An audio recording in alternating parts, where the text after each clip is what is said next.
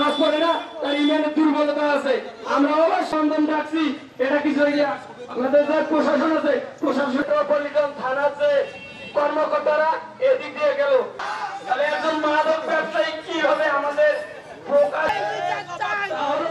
আমরা শুধু এই স্লোগান দিলেও আল্লাহর ঘরে জমি দেওয়ার পরে যদি কেউ এই মোতোয়াল্লিগিরি করতে ওরা দীর্ঘদিন থেকে হামার হামার করে দাবি করিয়াছে। এই গত 3 তারিখে কিন্তু আমরা এই মসজিদের কাগজপাতি নিয়ে বসছিলাম, সমাজবাসী নিয়ে দেখছি ওদের কোনো স্বার্থ নাই। দলিলে লেখা আছে ওদের কোনো স্বার্থ নাই। ওখানে লেখা আছে 2000 টাকার বিনিময়ে ওই আব্দুল হাকিম ওনার দাদা একে নিঃশর্ত দিয়ে গেছে, দান করে গেছে, ওখানে নিষ্কর হিসেবে দিয়ে গেছে, কোনো করণ নেয় না সরকার।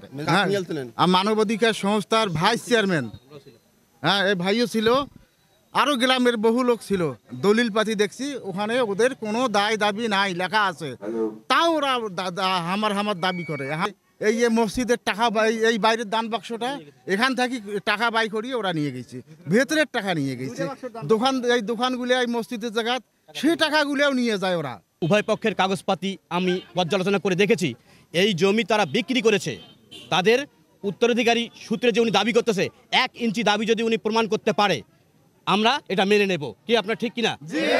এই জমি বিক্রি হয়েছে, কত টাকা বিক্রি হয়েছে সেটা উল্লেখ আছে, এবং এই জমিতে উনি মোতোয়াল্লি যিনি ছিলেন দানকারী, তিনি এই জমিটা হয়তো কোনো ক্রমে রেকর্ড হয়েছে। রেকর্ড মনে কোনোদিন জমির মালিক হয় না।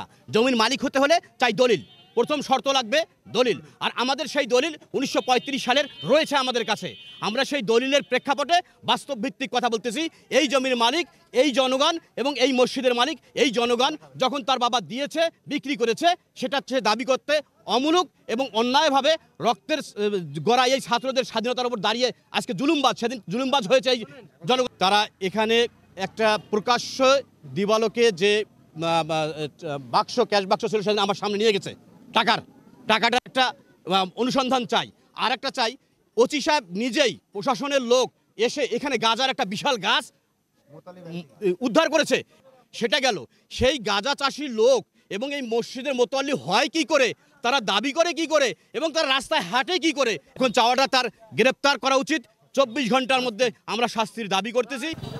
মূলত তারা এই সমাজের একটা দায়িত্ব, মেন যে দায়িত্ব মোতোয়াল্লি পদে ছিল, এই মোতোয়াল্লি পদে থাকা তাদের যে ক্ষমতা ছিল, এই ক্ষমতা প্রয়োগ করে তারা মসজিদের যে প্রপার্টিটা ছিল, যেটা অপ্য করে দেওয়া হয়েছে আল্লাহর নামে, আল্লাহ রাস্তায় দেওয়া হয়েছে, এই প্রপার্টিকে তারা দখল করে তারা নিজের বাড়ি করার হুমকি দিচ্ছে, যে মসজিদ ভেঙে তারা বাড়ি করবে। মসজিদের পাশে কবরস্থান আছে, এই কবরস্থান থেকে লাশ তুলে তারা পেট্রোল দিয়ে পোড়াইতে চাচ্ছে। আমরা তাহলে আমাদের পাশের দেশ যেখানে হিন্দুস্তানের দিকে তাকাইতে হচ্ছে না তো, যেখানে মনে করেন বারবি মসজিদ ভেঙে তারা মন্দির তৈরি করতেছে। আমাদের এইখানে আমাদের 95% মুসলিম দেশে, তারা বাংলাদেশে তারা কি করতেছে, মসজিদ ভেঙে বাড়ি করার হুমকি দিচ্ছে। আমরা এখন চাচ্ছি তাদের দৃষ্টান্তমূলক শাস্তি হোক। আমরা এই সমাজে তাদের চাচ্ছি না, আমরা সমাজের কোনো দায়িত্ব চাচ্ছি না। এবং তারা এই সমাজের শক্তি ব্যবহার করে তারা গাঁজা চাষ করতেছে, গাঁজা ব্যবসা করতেছে।